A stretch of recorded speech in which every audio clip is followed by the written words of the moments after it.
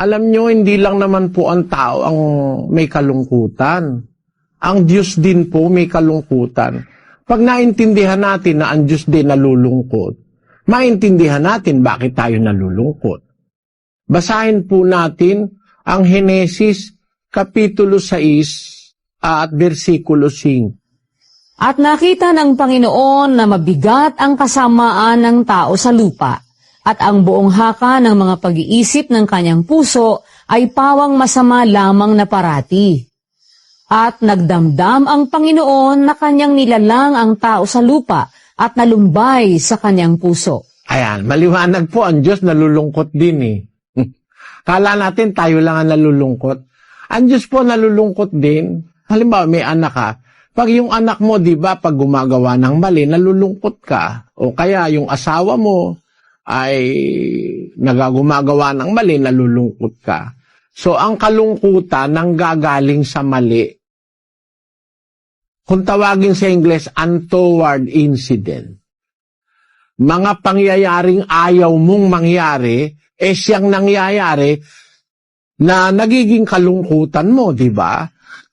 Parang ang Diyos, ginawa niya ang tao para gumawa ng mabuti. Nakita niya yung mga tao gumagawa masama. Labag dun sa gusto niya, nalulungkot ang Diyos. Nalulungkot ang Diyos. Pero pag ang tao gumagawa ng mabuti, natutuwa naman ang Diyos.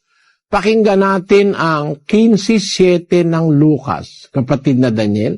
Sinasabi ko sa inyo, na gayon din magkakatuwa sa langit dahil sa isang makasalanang nagsisisi, kaysa sa 99 na taong matutuwid na di nangangailangang magsipagsisi. Pagka meron palang isang taong makasalanang nagsisisi, nagkakatuwa sa langit, natutuwa ang Diyos. O pagka ang tao naman walang pagsisisi at masasama ang ginagawa, nalulungkot naman ang Diyos. Yun. Ano ibig kong sabihin, kapatid? Hindi lang ang tao ang nalulungkot. Nalulungkot din pati ang Diyos. Pati nga ang Espiritu Santo nalulungkot din Basahin natin ang Efeso 4, versikulo 30. At huwag ninyong pighatiin ang Espiritu Santo ng Diyos, na sa Kanya kayo'y tinatakan hanggang sa kaarawan ng pagkatubos. Suloy. Ang lahat ng kapaitan at kagalitan at pagkakaalit at kadaldalan at panglilibak ay mga alis nawa sa inyo, pati ng lahat ng masasamang akala. Ayan, siguro ngayon mo lang narinig yung talata na yan, kapatid, ano? Ang Espiritu Santo nalulungkot din, napipighati, pagka gumagawa ka ng kapaitan, kagalitan, pagkakaalit, mga kadaldalan, panlilibak, nasa mga kapatid sa iglesia, nalulungkot ang Espiritu Santo. Nalulungkot din ang Diyos. Abay, nalulungkot din si Kristo nun.